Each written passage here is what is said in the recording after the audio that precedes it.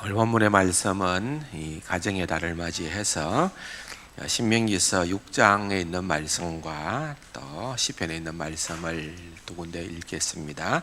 신명기 6장 4절에서 6절까지를 먼저 읽도록 하겠습니다. 이스라엘아 들으라. 우리 하나님 여호와는 오직 유일한 여호와이시니 너는 마음을 다하고 뜻을 다하고 힘을 다하여 내 하나님 여호와를 사랑하라.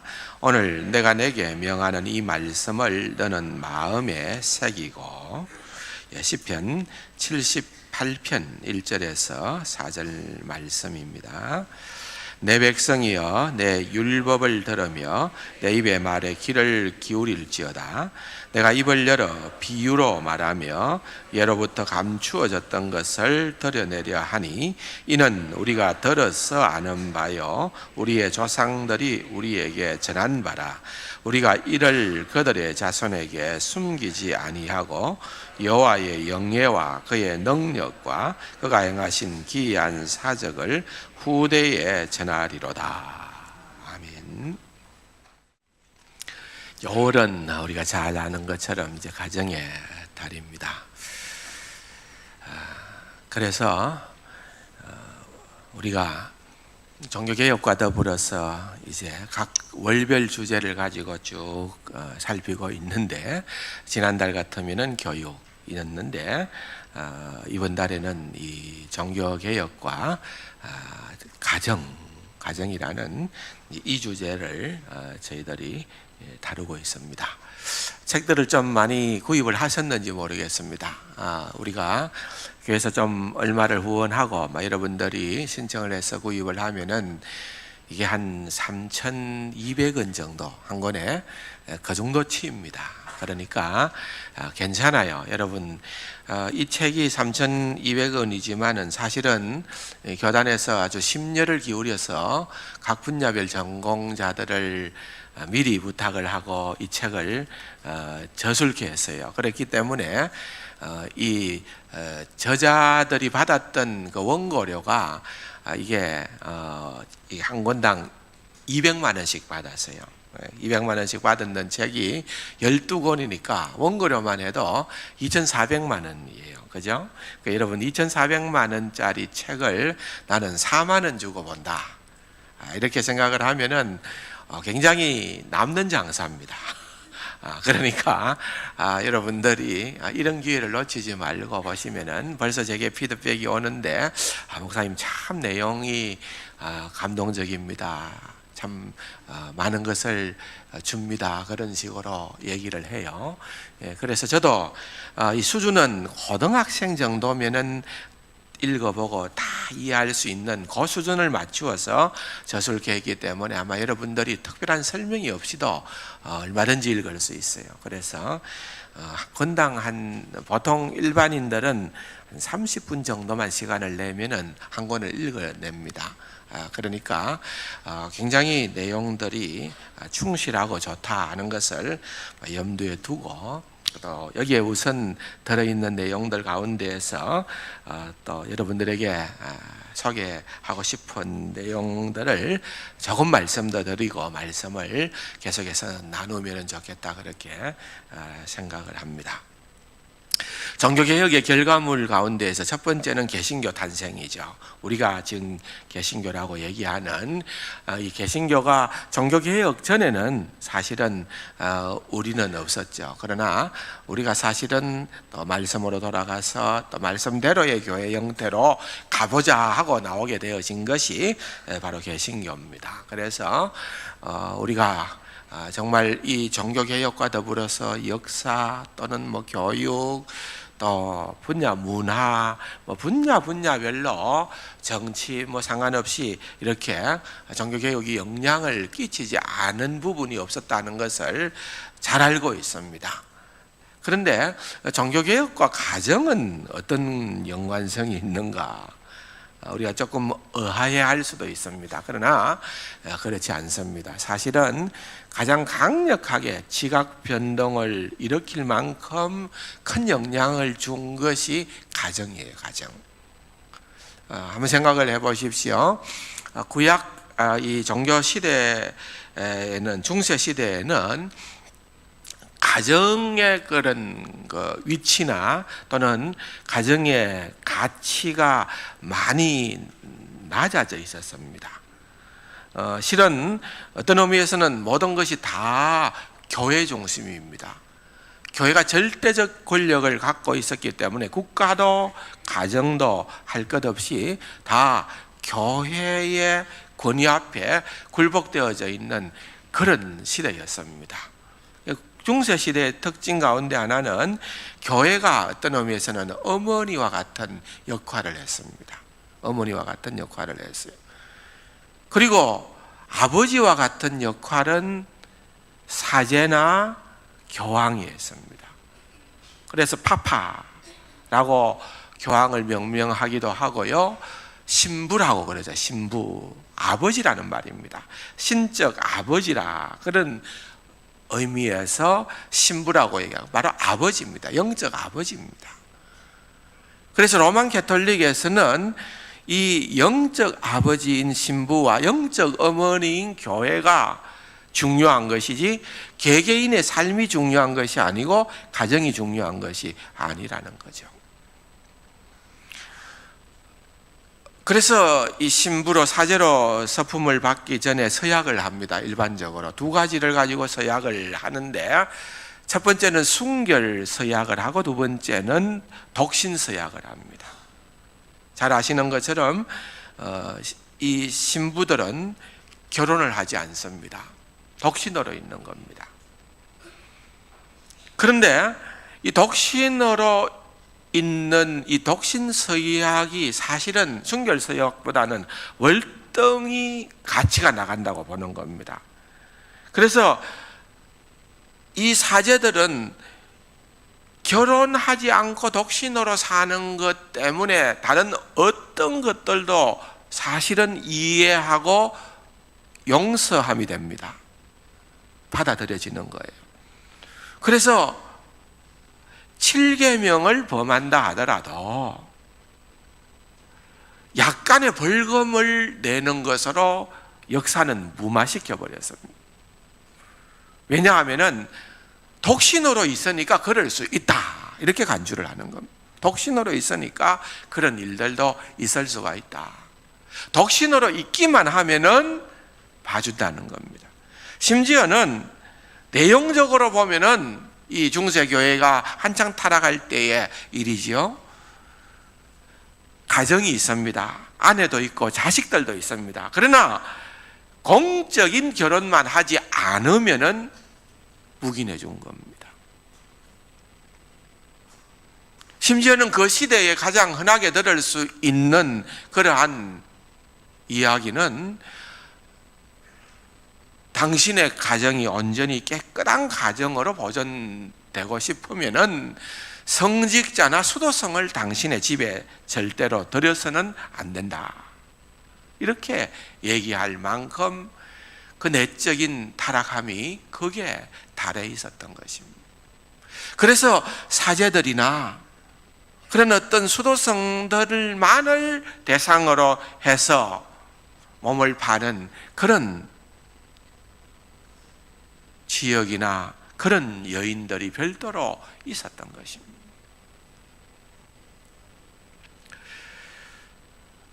어떻게 보면은 가정이라고 하는 것은 무시되어졌고 소홀히 되어졌던 것입니다.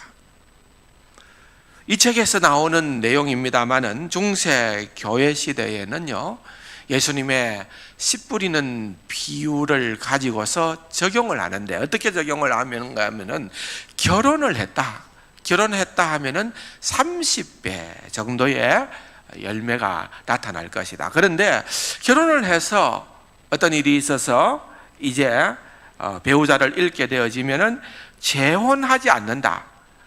보통 재혼을 하잖아요. 근데 재혼하지 않는다 그러면은 60배의 열매를 맺게 된다. 그런데 누가 100배의 열매를 맺느냐? 아예 결혼하지 않는 사람, 결혼하지 않고 신앙생활을 하는 사람은 100배의 열매를 맺는다. 여러분, 이게 참 어떻게 보면은 가장 차는 이야기인데, 이런 적용을 예수님의 씨 뿌리는 비유를 가지고서 했었다는 것을 생각을 해볼 때에 참으로 놀랄 일입니다. 종교개혁가들로 말미암아서 여러분, 사실은 가정의 의미와 권위가 회복되어진 겁니다. 왜냐하면 종교개혁자들이 또는 교회 지도자들이, 목사들이 하나님께서 허락해 주시는 이 가정이야말로 최고의 선물이요 축복이다 라고 하는 것을 공감을 하면서 누구나 예외 없이 특별한 경우를 제외하고는 결혼하여서 다 가정을 이루게 된 것입니다. 그러므로 가정은 성적인 타락을 제어하기 위한 피치 못할 그런 수동적 수단으로서의 가정의 역할이 아니라 하나님께서 허락해 주신 최고의 선물로서 가정으로 위치를 갖게 되어진 것이 바로 종교개혁의 열매의 하나인 것입니다. 그러므로 가정은 너무 중요합니다. 우리 장로교회에서는 유아 세례를 줍니다. 침례교회에서는 유아 세례라는 것이 없습니다. 아마 침례교단에서 신앙생활을 하신 분들은 자녀를 유아 세례 주지를 못했을 겁니다. 왜냐하면은 본인의 신앙 고백을 본인이 스스로 하게 될 때에 세례를 받는 것이 합당하다고 그들은 이해하기 때문에 그렇습니다. 그런데 우리는 좀 다른 관점입니다. 우리는 언약 신학을 믿는 자들이기 때문에 믿음의 가문에서 영광스러운 믿음의 자손들이 이어질 것이다라고 하는 그러한 소망을 가지고 있기 때문에 우리는 그 믿음으로 우리의 자녀들을 어릴 적에 유아 세례를 받게끔 하는 겁니다. 따라서 개혁교회에서 세례의 최고봉을 유아 세례에 둡니다. 여러분, 우리가 다 범죄하여 죽을 수밖에 없는 죄인이었는데 하나님께서 우리를 구원하시고 살리시고 우리에게 하나님의 백성이 되는 특권을 주셨다. 그 은혜에 감격하여서 역시 동일하게 우리의 자녀들도 하나님께서 허락해 주신 이 믿음의 가정의 자녀들도 유아 세례를 받고 언약의 자손으로, 믿음의 자손으로 자랄 것을 나는 확신한다. 그렇게 생각하면서 유아 세례를 받는 것입니다. 이게 세례의 최고봉이라는 아주 중요한 의미가 거기에는 담겨 있는 것입니다. 따라서 여러분, 우리가 생각해야 되는 것은 가정이 얼마나 하나님께서 소중하게 여기시는가. 가정이 믿음으로 세워져 가는 가정으로 되어져야 하는 것은 우리의 부모된 자로서 우리에게 있어서는 가장 큰 특권이요 가장 큰 사명이다. 우리가 어떤 큰 일도 감당하고 어떤 큰 일도 능히 함으로 말미암아 영광을 얻을 수가 있을는지 모르지만은 사랑하는 자녀들을 믿음 안에서 잘 양육하여 주께 영광 돌리는 이 일을 내 삶의 최고의 자리에 놓고 살아가는 그것이 진짜 개혁신학을 가진 참 그리스도인의 삶의 태도이다. 그겁니다. 우리의 자녀를 어떻게 할 수가 없는 경우도 많잖아요. 우리가 기도한다고 됩니까? 우리가 양육한다고 됩니까? 결코 쉽지 않습니다. 그러기에 눈물이 들어가야 되고 간절함이 들어가야 되고 그러기에 정말 우리의 헌신의 힘을 다 드려야 되지만은 그럼에도 불구하고 여러분, 이것은 힘들고 어렵기 때문에 나는 포기한다가 아니라 끝까지 내가 주님 앞에서 감당해야 될 영광스러운 십자가다. 내가 감당해야 될 그러한 몫이다. 우리가 그것을 놓치지 않고 하나님 앞에서 기도하고 나아가야 된다는 것입니다. 가정. 여러분, 이것이 얼마나 중요한지 모르는 것입니다. 그래서 우리의 자녀들을 믿음 안에서 자랄 수 있도록끔 하는 것은 가정에서 부모들이 할 수 있는 첫 번째 일이요. 결코 그 신앙교육을 교회에다가 떠넘기지 마시기 바랍니다. 교회는 제 1번의 주체가 아닙니다. 해야 되죠. 교회에서도 신앙 지도를 최선을 다해서 해야 되죠. 그러나 여러분, 교회보다도 사실은 성경을 보면은 자녀의 신앙 교육의 모든 것은 부모에게 맡겨져 있는, 가정에서 해야 되는 그것이 먼저라는 것을 우리에게 가르쳐주고 있다는 것입니다. 부족하지만은 하나님께서 나를 가장으로 세워주셨다.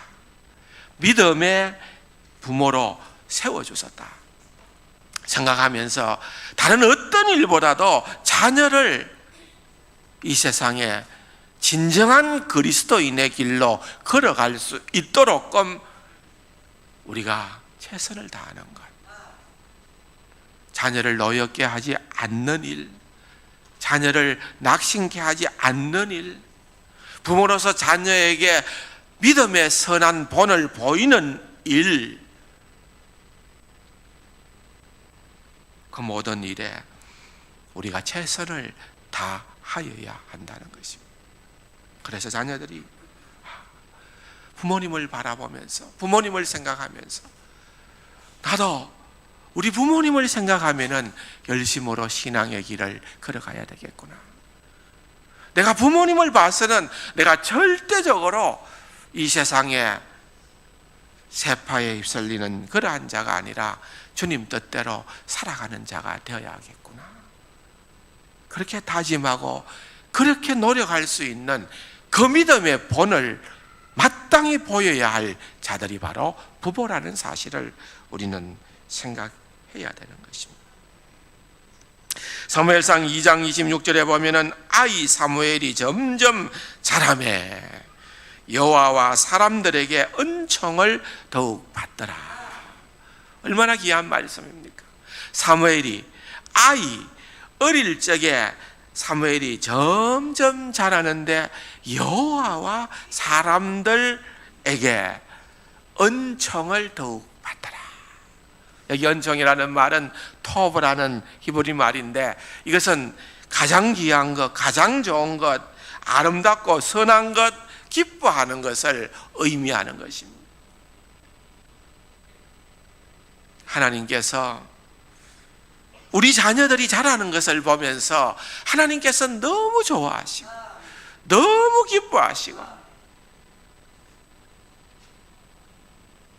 우리를 바라보면서 행복해 할 수가 있고, 우리의 자녀들도 믿음 안에서 자라남으로 말미암아서 하나님의 은혜와 사람들로부터 큰 은혜를 힘입을 수 있는 그런 신바람 나는 신나는 신앙생활을 할 수 있었으면 얼마나 좋겠습니까? 우리 아이들이요 굉장히 피곤해합니다. 오늘도 어버이 주일이다 이래가지고서는 아마 계획은 우리 고등부 학생들이 8시 반에 나와가지고서 일찍 오는 부모님들에게 꽃을 달아준다 이렇게 했는데, 2부 예배가 시작되기 직전에 꽃을 누가 달아줬는지 아십니까? 고등부 교사들이 달아줬어요. 마음은 원이로되 우리 아이들이 육신이 약한 거예요. 피곤한 거예요.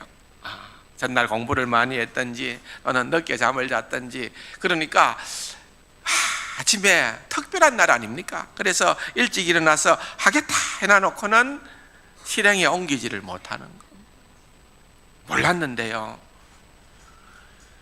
우리 중등부가 9시에 시작을 하는데요, 중등부 학생들이 9시에 교회에 오는 거는 거의 순교정신 가지고 교회에 온다는 거예요. 진짜 어렵대요. 늦게 자니까 아이들이 일찍 일어나서 그 부모들이 자식을 데리고 9시에 교회 오는 게 그게 보통 공을 들이는 게 아니라는 겁니다. 그래서 소원함이 있는데, 목사님 우리 중등부도 고등부처럼 11시 예배 좀, 그럼 좀 잠 좀 자고 조금 더 여유 있게 나올 수 있다는 거예요. 그래서 한번 방도를 구해보고 인원을 해보라고 했는데, 안 되면은 고등부를 한번 9시 예배로. 그건 또 안 된다는 거예요. 고등학생들은 공부를 더 늦게까지 해야 되니까 안 된다는 거예요. 그러면 같이 11시 예배를 하는데 장소를 좀 조정해서 할 수가 없겠느냐 하니까 그것도 상당히 어려워요. 지금 장소가 그렇게 쉽지를 않은 거예요. 어쨌든 한번 그래도 인원도 하고 좀 그들을 이해하려고 하는 신용이라도 하고 그렇게 하면서 우리 아이들을 품어야 되지 않겠느냐. 쉽지 않아요. 무엇 때문에 피곤한지는 잘 모르겠습니다만은 공부 때문에 피곤할 수도 있고 다른 일 때문에 피곤할 수도 있고, 그런데 피곤하지만은 행복하면 좋겠는데 우리 아이들이 피곤하지만 꼭 행복한 것만 아닌 것 같아요. 진정한 행복은 어디서 오느냐? 여러분, 주님의 말씀 안에서 우리 아이들이 양육될 때, 자라날 때예요. 그렇습니다. 사무엘상 2장 18절에 보면은 사무엘이 어렸을 때에 세마포 에봇을 입고 여호와 앞에 섬겼더라 그랬습니다. 여러분, 하나님과 사람들 앞에 은총을 입게 되는 사무엘이 되기 위해서는 어릴 적부터 구별된 삶을 살게 되어졌다는 것, 어릴 적부터 신앙생활을 제대로 했다는 겁니다. 주목해야 될 단어 아니겠습니까? 요즘 너무나도 경쟁사회에서 살아가고 있으니까 부모들이 참 마음이 약합니다. 너나 할 것 없이. 그러니까 아이들이 일주일 내내 흐트러짐이 없이 공부하고 학원 가고 이렇게 하다 보면은 주일날만큼이라도 좀 쉬게끔 해주는 것이 좋겠다 생각합니다. 아이들은 또 부모의 마음을 잘 알잖아요. 내가 적당히 엄살 부리면 우리 부모님은 넘어가더라. 주일날 평상시에 안 아프다가 주일만 되면 아픈 아이들이 있어요. 아프다는 거예요. 그럼 부모님이 어떻게 합니까? 그래, 아프지? 약 먹고 누워 자라. 오늘만 교회 가는 날이냐? 앞으로 평생 다녀야 될 교회인데. 그러니까 학교 안 가면은 그렇게 벌벌 떨고 학원 안 가면은 그렇게 신경 쓰면서 교회 안 가는 거는 뭐 그런 대로. 근데 여러분, 사실 그게 잘하는 게 아니라는 거죠. 잘하는 게. 기억이 납니다만은 저희들이 신학교를 다닐 때에 한기태 교수님이라고 계셨어요.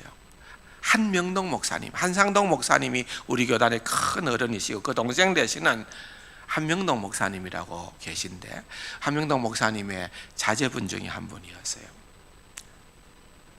그런데 그분에 대한 이야기가 들려지더라고요. 신학교 다닐 때에. 그 옛날에는 그랬는지 모르겠습니다만 어쨌든 이분이 공부도 열심히 하고 잘했나 봐요. 서울대학에 합격을 했어요. 근데 공교롭게도 시험은 합격했는데 면접 보는 날이 주일날이었대요.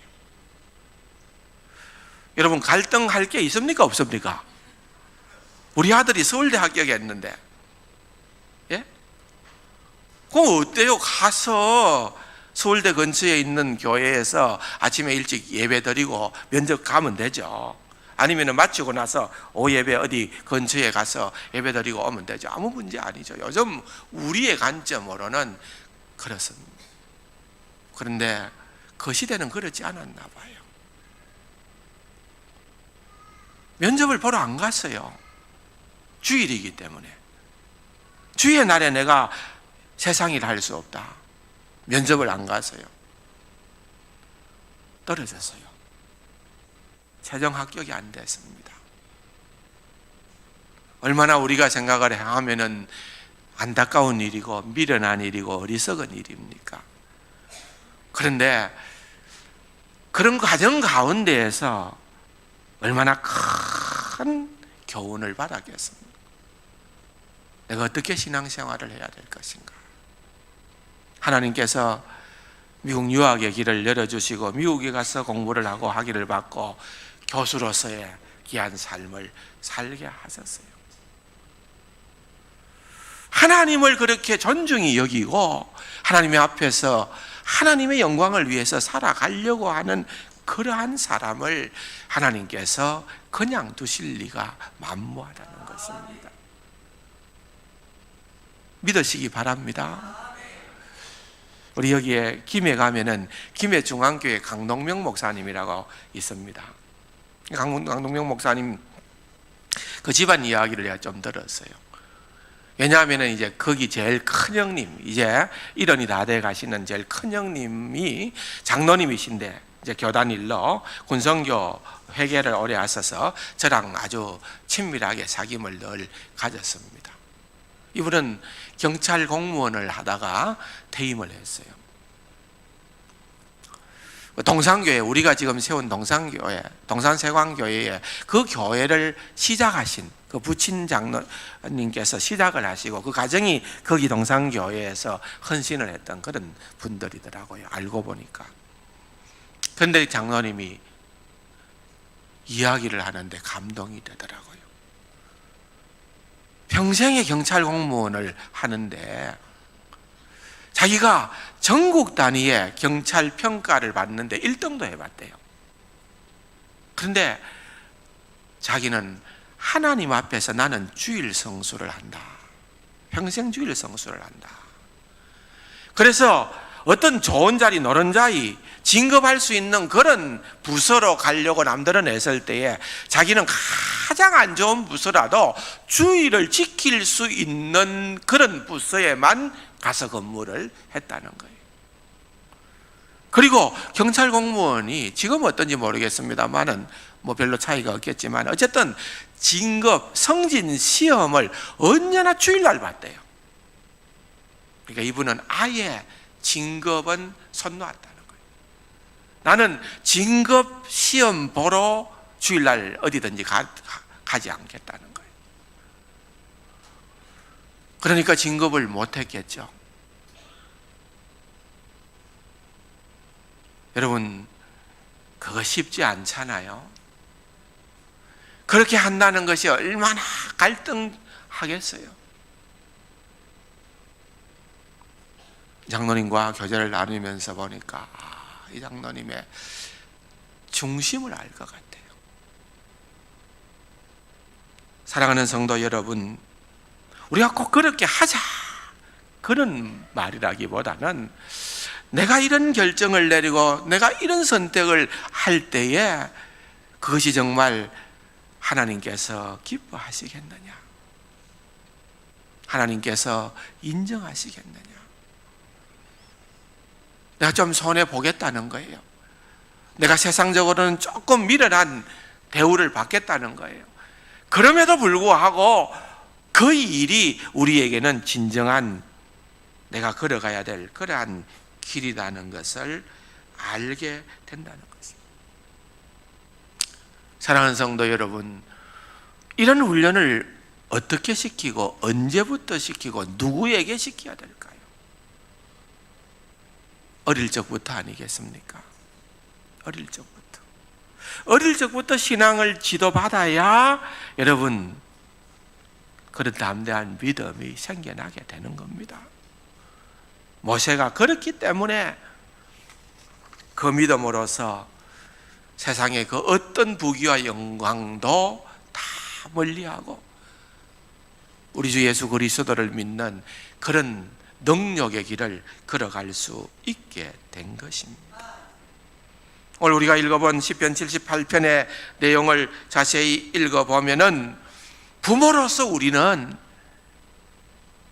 우리의 자손들에게 주님께서 주신 이 복음, 주님께서 주신 이 놀라운 구원의 소식을 끊김이 없이 전수할 수 있는, 그래서 그들의 자손에게 그들의 후대가 믿음으로 더욱더 견고하게 되어져 갈 수 있도록 하나님께서는 부모들에게 그 일을 하게끔 명하고 계신다는 것입니다. 그러므로 교회에서 누가가 아닙니다. 우리가 생각할 때에 우리의 자녀들이 세상 그 무엇과도 바꿀 수 없는 하나님 앞에서는 너무나도 보석과 같은 존재다. 너무나도 소중한 존재다.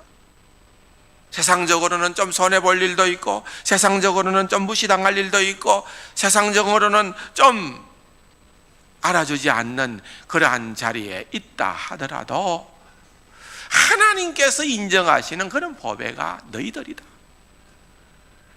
하나님께서 시내산 언약을 통하여서 모세를 통하여 이스라엘 백성들을, 출애굽한 이스라엘 백성들을, 종되었던 이스라엘 백성들을 모아놓고서 주신 말씀의 핵심은 무엇입니까? 내가 너희들을 제사장 나라로 만들겠다.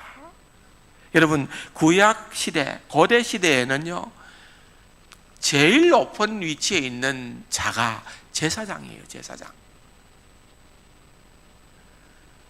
그 말은 제사장의 역할을 하게끔 하겠다라고 하는 말도 되지만은, 그거보다는 월등히 먼저 중요하게 생각해야 되는 것은 그 위치로 하나님께서 내가 너희를 삼아주겠다는 거예요. 이것은 최고의 나라가 되게끔 해주겠다 이 말입니다. 너희 역할이 그렇다고 보다도 최고의 위치, 최고의 나라로 만들어주겠다 이 말입니다. 그리고 내가 너희를 거룩한 백성 삼겠다. 거룩한 백성이라고 하는 이 말은 달리 말하면은 최고의 백성 만들어주겠다 이 말입니다. 하나님께서 출애굽시킨 목적이 뭐고, 이스라엘 백성들로 하여금 최고의 백성, 최고의 나라로 만들어서 그렇게 해서 주위에 있는 사람들에게, 나라에게 선한 영향력을 주게끔 하겠다 그 말인 것입니다. 그러므로 우리를 향한 하나님의 뜻이 얼마나 크고 놀라운지 알아야 되는 것입니다. 우리 자녀들을 향하여서 하나님께서 가지고 계신 놀라운 뜻이 얼마나 큰지 알아야 되는 것입니다. 그렇기 때문에 저와 여러분들에게 있어서 자녀는 정말 소중한 세대입니다. 다음 세대이며 자녀의 자녀들이며, 정말 우리가 잘 전통에 있는 화살처럼 그것을 뽑아서 관역을 향하여서 쏴야 되는 것처럼 우리의 자녀들을 진정으로 하나님께서 기뻐하시고 하나님께서 원하시는 그러한 방향으로 나아가게끔 역할을 해야 되는 것이 우리의 할 일이라는 것입니다. 물론 시편 78편의 1절과 2절에 보면은 내 백성이여 내 율법을 들으며 내 입의 말에 귀를 기울일지어다. 내가 입을 열어 비유로 말하며 예로부터 감추어뒀던 것을 드러내려 한다. 내라고 하는 것은 아삽이죠. 아삽. 하나님의 말씀을 맡은 종이죠. 그래서 1차적으로 이 교육은 내가 하나님의 말씀을 맡은 종의 역할이 중요합니다. 그래서 종교개혁자들이나 그 당시에 목사들은 어떻게 자기를 소개했는가 하면은, 다른 많은 표현도 있지만은 나는 하나님의 말씀을 맡은 종입니다. 그걸 가장 즐겨 사용했습니다. 하나님의 말씀을 맡은 종입니다. 켈빈이 그렇게 했어요. 우리의 믿음의 선배들이 그렇게 했다는 것입니다. 그래서 부모된 자들을 먼저 가르치라는 거예요. 말씀으로 가르치라는 거예요. 그렇게 가르치면은 부모들이 또한 자녀들을 가르치게 된다는 것입니다. 사랑하는 성도 여러분, 부모된 자로서 우리 자녀들을 믿음으로 잘 양육하고자 하는 그러한 소원이 우리 모두에게 있는데, 그렇게 하기 위해서는 여러분들이 먼저 훈련되어져야 하는 것입니다. 말씀으로 훈련되어져야 되는 것입니다. 하나님의 말씀을 존중히 여길 줄 아는 그러한 자리에 이르러야 되는 것입니다. 생각해 보십시오. 우리가 진짜 존경하는 사람 또는 권위 있는 자 앞에서는 그의 말이 굉장히 권위를 가집니다. 보통 군에 가면은 지휘관이 있습니다. 사단 정도 규모로 들어가면은 사단장이 있습니다. 그러면은 예를 들면은 10,000명의 사단이라고 한다면은 그 10,000명의 사단장 이하의 모든 장병들은 사단장님이 무슨 말을 하는가 늘 거기에다가 주목하고 있습니다. 아침마다 상황회의를 하면은 각 예하부대에서 파견 나와 있는 상황장교들이 있습니다. 상황장교가 하는 중요한 역할 가운데 하나는 뭔가 하면은 오늘 상황회의에서 사단장님이 어떤 이야기를 강조하셨다, 당부하셨다, 그런 이야기를 예하부대, 자기 부대 지휘관들에게 속속들이 전달하는 것입니다. 사단장 구두짓이 그 사단에서는 큰 힘이 있습니다. 대통령이 한 말이 얼마나 힘이 있겠습니까?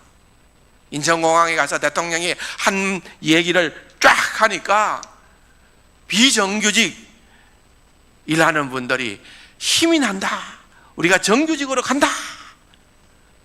야, 대통령이요 잘만 하면은 진짜 좋은 자리인 것 같아요. 그게 뭔데요가 아니라 그거 진짜 좋은 자리예요.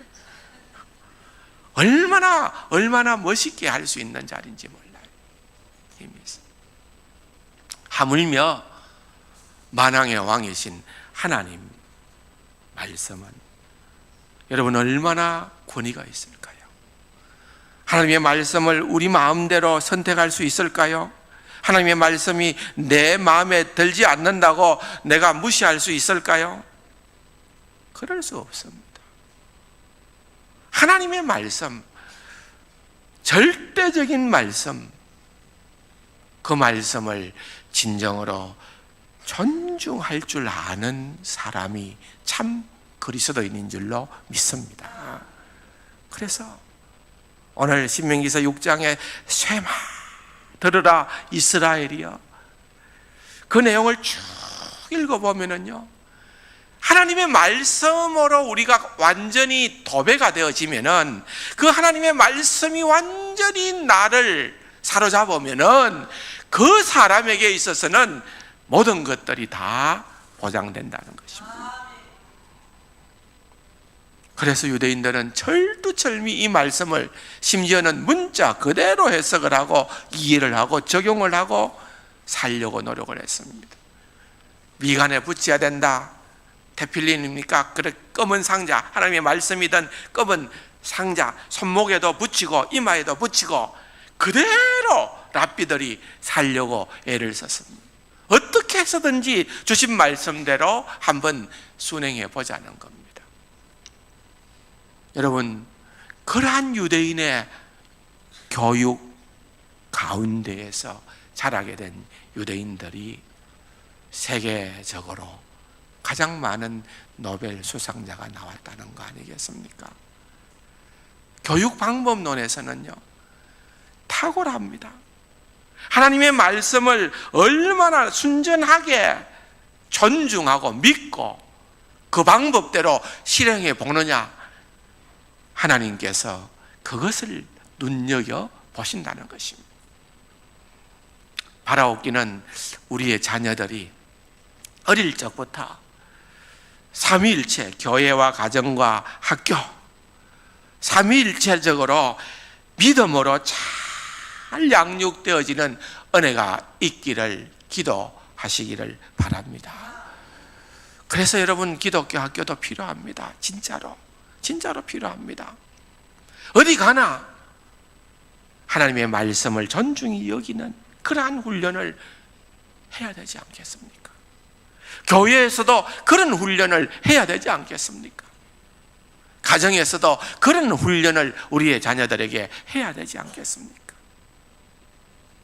우리 세강교회가 지난 주일날 문화랑 교수가 와서 시카고의 윌로우 크릭이라는 세계적인 교회가 불신 젊은이들 사회에서 우리 자녀들을 꼭 거기에 가서 공부를 시키고 거기에 가서 그렇게 좀 지내게끔 하는 것이 꿈이라고 소망이라고 얘기할 수 있는 그런 교회처럼, 여러분, 우리 장원세광교회가 주변에 있는 이 지역에 사는 사람들에게 있어서, 때로는 젊은이들에게 있어서, 적어도 우리 자녀들만큼은, 내가 교회에 나가지 않는다 하더라도 우리 자녀들만큼은 장원세광교회에 보내면 좋겠다, 이런 소문들이 꼬리에 꼬리를 물 수 있도록 우리 모두가 최선을 다하여 그와 같은 일들을 감당할 수 있는 저와 여러분들이 되기를 주님의 이름으로 축원합니다.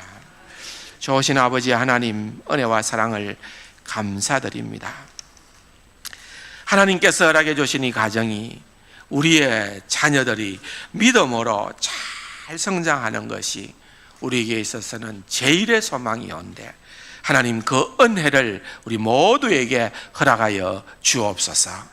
그래서 우리 자녀들이 또한 그 다음 자녀, 우리의 후대들이 믿음의 자리에 영원토록 머물게 하여 주옵소서. 예수님의 이름으로 감사기도 드립니다. 아멘.